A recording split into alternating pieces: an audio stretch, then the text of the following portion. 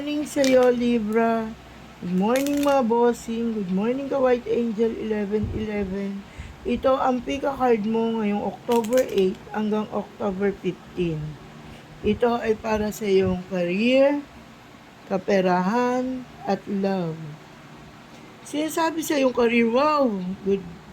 Napakaganda, Libra. Sapagkat sa iyong career, ay magkakaroon ka ng bagong propesyon o tataas ang iyong propesyon. May regalo sa iyo si Universe, ang Divine Mercy, tungkol sa magandang propesyon ng iyong buhay.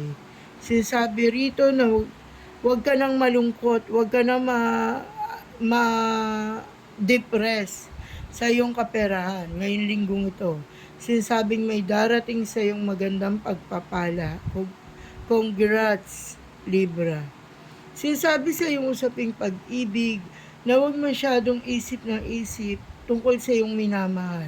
Sinasabi na marami kang agam-agam, maraming gumugulo sa iyong isipan, maraming nanlilito sa iyo. Sinasabi ng iyong cards na magtiwala ka lamang at kayong dalawa ay may ugnayan na hindi mapaghihiwalay ng kahit sino. Sinasabi sa mga Libra na nagsisimula pa lamang sa kanilang buhay pag-ibig ay maging matatag ka, maging matapang na harapin ang mga susunod pang bukas.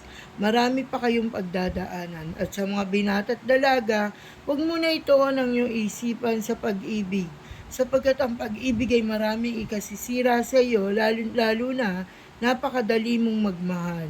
Sinasabing baka masira ang iyong pag-aaral, at higit sa lahat, ang iyong pagsisimula sa iyo parang paghanap buhay. Bye-bye, Libra.